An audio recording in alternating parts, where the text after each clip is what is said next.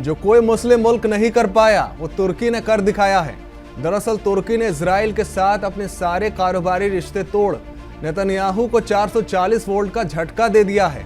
वहीं इस फैसले को वाज़ेह करते हुए तुर्की ने कहा कि इजराइल के साथ तब तक कोई कारोबार नहीं होगा जब तक वो फिलिस्तीन के मुसलमानों को मदद पहुंचने नहीं देता। वहीं फैसले के बाहर आने के बाद ही इजरायली हुकूमत के लोगों ने तुर्की के खिलाफ जहर उगलना शुरू कर दिया है। तुर्की के इस फैसले से इजरायली हुकूमत इतनी बेचैन हो गई है कि उसने तुर्की के सदर एर्दोगान को तानाशाह तक बोल दिया। यह पहली बार नहीं है जब तुर्की ने इस तरह का कदम उठाया है। कुछ महीने पहले ही इजराइल के हाइफा और अशदोद से जुड़े कारोबार पर तुर्की ने पाबंदी लगा दी थी। बता दें, इजराइल और तुर्की के बीच हर साल $7 अरब से ज्यादा का कारोबार होता है। ऐसे में इजराइल के लिए फैसला किसी झटके से कम नहीं। उधर फैसले के बाद इजरायली हुकूमत से जुड़े लोग उल्टे सीधे बयान दे रहे हैं। कोई एर्दोगान को तानाशाह बोल रहा है तो कोई इसे इंटरनेशनल कानूनों की मुखालफत बता रहा है। वहीं इजराइल के गैर मुल्की वजीर ने तुर्की के खिलाफ जहर उगलते हुए इस फैसले को एक तरफा नफरती बताया। आपको बता दें, जंग शुरू होने के बाद से ही तुर्की न सिर्फ इजराइल के जुल्मों के खिलाफ आवाज उठा रहा है बल्कि इजराइल को रह रहकर झटके भी दे रहा है। तुर्की न सिर्फ दूसरे मुल्कों को इजराइल के खिलाफ एकजुट कर रहा है बल्कि इंटरनेशनल इदारों और तंजीमों से उसे घेर भी रहा है। तुर्की का ये कदम उन अरब के मुल्कों के चेहरे पर तमाचा है जो मुसलमानों के हिमायती होने की कस्में तो खाते हैं लेकिन जरूरत पड़ने पर भाग खड़े होते हैं। जंग शुरू होने के बाद से ही तुर्की के अलावा किसी भी मुस्लिम मुल्क ने बयानबाजी के अलावा कुछ नहीं किया। एक तरफ तो ये मुल्क अपने आवाम को खुश करने के लिए इजराइल को आंखें दिखाते हैं लेकिन कुछ करने का मौका आने पर अमेरिका के पीछे छिप जाते हैं। लेकिन तुर्की के सदर एर्दोगान जंग शुरू होने के बाद से ही इजराइल के खिलाफ लड़ रहे हैं। वहीं इस फैसले के बाद इजरायली हुकूमत में खलबली मच गई है। वहां के वजारत खजाना ने इस फैसले से होने वाले नुकसान से घबराकर हुकूमत के जुड़े लोगों को तैयार रहने को कहा है। लोकसभा इलेक्शन में अभी 2 फेज की वोटिंग हो गई है और 5 फेज की वोटिंग होनी अभी बाकी है जो 1 जून तक चलेगी। वहीं इस इंतखाबी जंग के बीच वजीर दाखिला अमित शाह ने CAA को लेकर बड़ा दावा किया। दरअसल उन्होंने CAA के प्रोसेस को शुरू होने की तारीख का जिक्र कर दिया। आपको बता दें, अमित शाह ने बीते जुमेरात को कहा कि इलेक्शन के लास्ट फेज से पहले CAA के तहत पहली शरीयत जारी कर दी जाएगी। शाह ने ये बात एक चैनल को दिए इंटरव्यू में कही। शाह ने कहा कि CAA को लेकर एप्लीकेशन आने शुरू हो गए हैं, उसूलों के मुताबिक जांच हो रही है और मुझे लगता है कि लोकसभा इंतखाबात खत्म होने से पहले शहरियत देनी शुरू कर दी जाएगी। वहीं शाह ने जैसे ही ऐलान किया, चर्चा का दौर शुरू हो गया। सवाल उठने लगा कि क्या इंतखाबी फेज में CAA ट्रम्प कार्ड हो सकता है। गुवाहाटी हाईकोर्ट ने असम हुकूमत को फटकार लगाते हुए मुस्लिमों को 10 करोड़ का मुआवजा देने का हुक्म दिया है। दरअसल 2 साल पहले नौगांव जिले में असम हुकूमत ने कई मकानों पर बुलडोजर चला दिया था।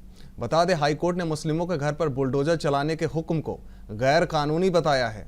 असम के नौगांव जिले के बता थाने में 2 साल पहले पुलिस हिरासत में सफीकुल इस्लाम नाम के एक शख्स की मौत के बाद इलाके में तशद्दुद फैल गया था। इसके बाद मकामी लोगों ने थाने में आग लगा दी थी।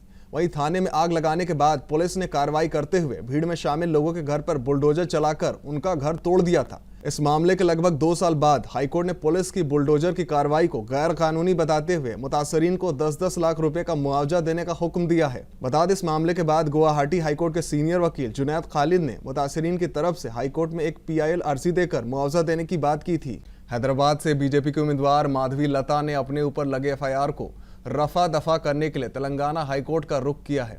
दरअसल लता पर रामनवमी के जुलूस के दौरान एक मस्जिद की तरफ हमलावर इशारे करने का इल्जाम लगा था, जिसके बाद उनके ऊपर FIR दर्ज की गई थी। बता दें, उन्होंने इसे अपने खिलाफ साजिश बताया था। आपको बता दें, रामनवमी जुलूस बीजेपी के चर्चित MLA T राजा सिंह ने मुनअक्किद किया था।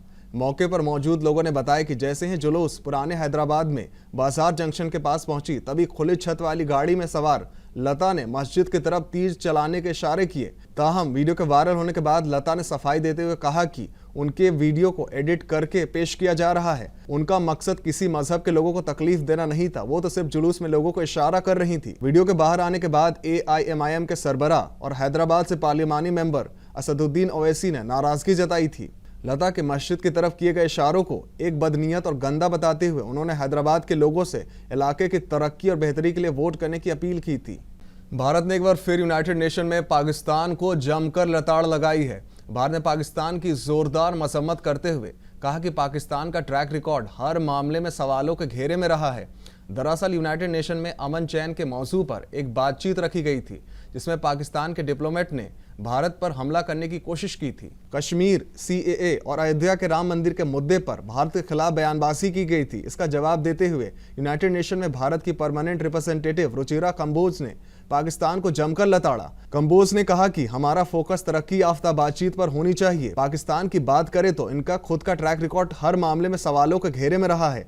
आगे जवाब देते हुए उन्होंने कहा कि दहशतगर्दी दुनिया की अमन चैन के खिलाफ है और पाकिस्तान इसमें माहिर है। भारत हमेशा से दहशतगर्दी के खिलाफ रहा है। लोकसभा इंतखाबात में कांग्रेस ने नॉमिनेशन के आखिरी वक्त में अपने पत्ते खोल दिए हैं। पार्टी ने रायबरेली से राहुल गांधी और अमेठी से किशोरी लाल शर्मा को उम्मीदवार बनाया है। दोनों के नामों का ऐलान हो चुका है। राहुल गांधी अब तक अमेठी से इंतखाब लड़ते थे, लेकिन इस बार पार्टी ने उनका सीट बदल दिया है, जबकि केएल शर्मा पहली बार इंतखाबी मैदान में होंगे। बता दें, शर्मा को सोनिया गांधी का करीबी माना जाता है। शर्मा उत्तर प्रदेश में कांग्रेस के कई अहम ओहदों पर काम कर चुके हैं और सूबे में पार्टी के सबसे भरोसेमंद चेहरों में से एक माने जाते हैं। जानकारी के लिए बता दें, 7 फेज के लोकसभा इंतखाबात में 5वें फेज में 20 मई को अमेठी और रायबरेली सीट पर वोटिंग होगी। ये दोनों सीटें पुरखों से गांधी नेहरू खानदान के पास रही हैं। पहली बार पार्टी ने अमेठी से गांधी खानदान से बाहर किसी को उम्मीदवार बनाया है। वजीर आजम नरेंद्र मोदी ने राहुल गांधी पर बड़ा हमला बोला। आपको बता दें, इस पर राहुल गांधी अमेठी की जगह रायबरेली से उम्मीदवार बनाए गए हैं, जिसे लेकर बीजेपी लगातार उन पर तंज कस रही है। वहीं राहुल के इस दांव पर पीएम मोदी ने भी निशाना साधा। उन्होंने पश्चिम बंगाल के दुर्गापुर और बर्धमान में एक जलसे से खिताब करते हुए कहा कि मैंने आपको पहले ही कहा था कि शहजादे वायनाड में हार के डर से अपने लिए दूसरी सीट खोज रहे हैं। अब इन्हें अमेठी से भागकर रायबरेली सीट चुननी पड़ी है। क्या कुछ कहा उन्होंने, सुनवाते हैं आपको। मैंने पहले ही बता दिया था कि शाहजादे वायनाड में हारने वाले हैं और हार के डर से जैसे ही वायनाड में मतदान समाप्त होगा वो दूसरी सीट खोजने लग जाएंगे। और अब दूसरी सीट पर भी उनके सारे चेले चपाटे कह रहे थे अमेठी आएंगे, अमेठी आएंगे, लेकिन अमेठी से भी इतना डर गए, इतने डर गए, वहां से भागकर अब रायबरेली में खोज रहे हैं रास्ता। ये लोग घूम घूम कर सबको कहते हैं डरो मत। मैं भी आज उन्हें कहता हूं और बड़े जी भर के कहता हूं, अरे डरो मत, भागो मत। लोकसभा इंतखाबात में यूपी के रायबरेली और अमेठी सीट पर कांग्रेस ने उम्मीदवारों के नामों का ऐलान कर दिया है। कांग्रेस ने राहुल गांधी को इस बार रायबरेली से उतारने की तैयारी कर ली है, जिसे लेकर अब सियासत शुरू हो गई है। और राहुल के अमेठी छोड़ रायबरेली से चुनाव लड़ने पर तमाम बीजेपी लीडरान की बयानबाजी भी शुरू हो चुकी है। राहुल गांधी की उम्मीदवारी पर मरकजी वजीर अनुराग ठाकुर ने कहा कि राहुल डरकर कभी अमेठी से वायनाड तो कभी वायनाड से रायबरेली जा रहे हैं।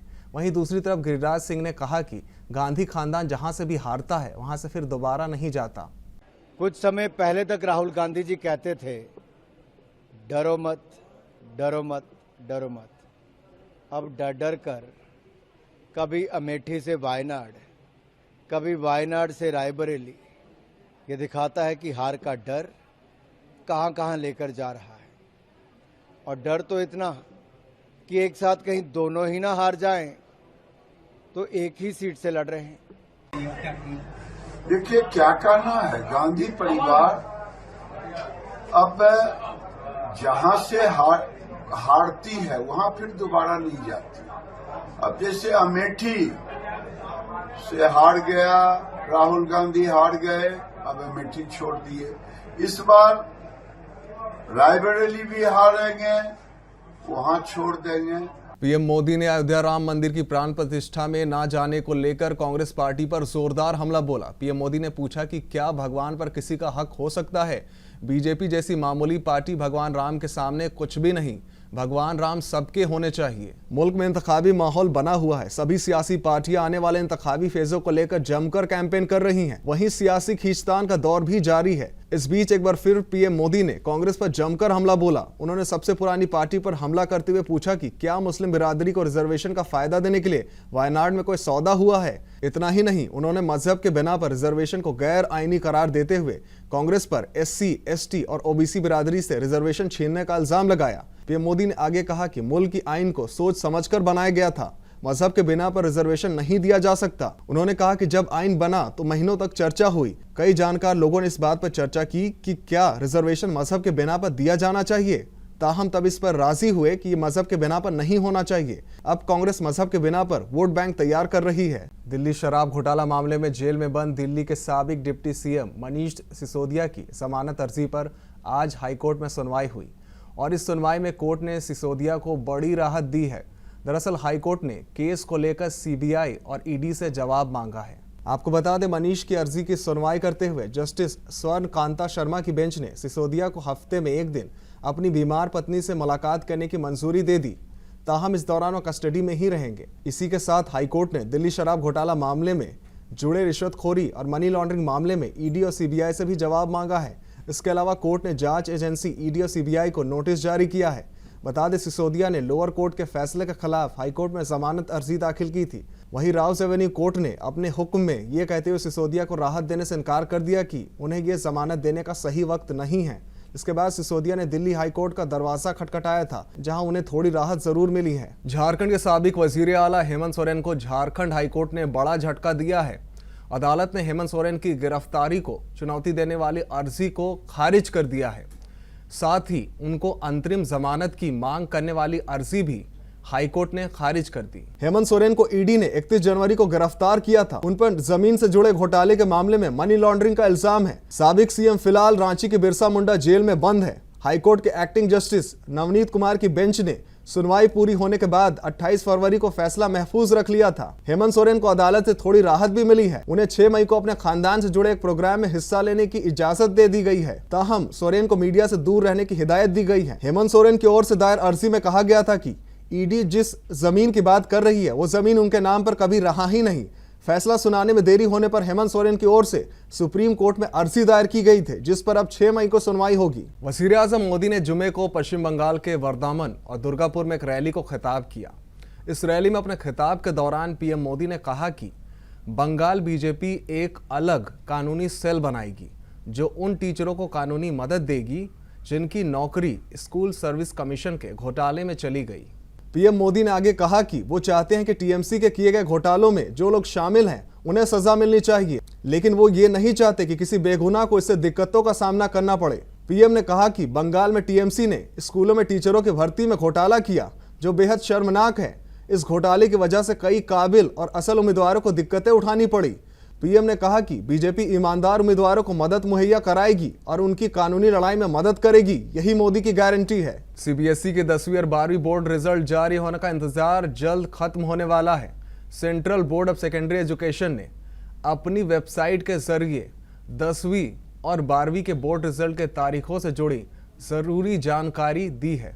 दरअसल बीते दिनों सोशल मीडिया पर नतीजों को लेकर एक नोटिस वायरल हो गया था, जिसके बाद बोर्ड की यह सफाई सामने आई है। हाल ही में CBSE की रिजल्ट डेट का नोटिस सामने आया था, जो कुछ देर में सोशल मीडिया पर तेजी से वायरल हुआ था। नोटिस वायरल होने के बाद CBSE के PRO रमा ने नोटिस को फर्जी बताते हुए खारिज कर दिया था। CBSE ने अपने X अकाउंट के जरिए नोटिस को फेक बताया। अब CBSE रिजल्ट डेट को लेकर तलबा और उनके वालिदैन के बीच फैल रही अफवाहों को देखते हुए बोर्ड ने अपनी ऑफिशियल वेबसाइट के जरिए से रिजल्ट जारी करने की तारीख से जुड़ी जरूरी जानकारी दी है। CBSE के रिजल्ट वेबसाइट पर दी गई जानकारी के मुताबिक बोर्ड 20 मई को 10वीं और 12वीं का रिजल्ट जारी करेगा। नाज़रीन, मुल्क की बात में आज के लिए इतना ही। मुझे दीजिए इजाजत। आदाब।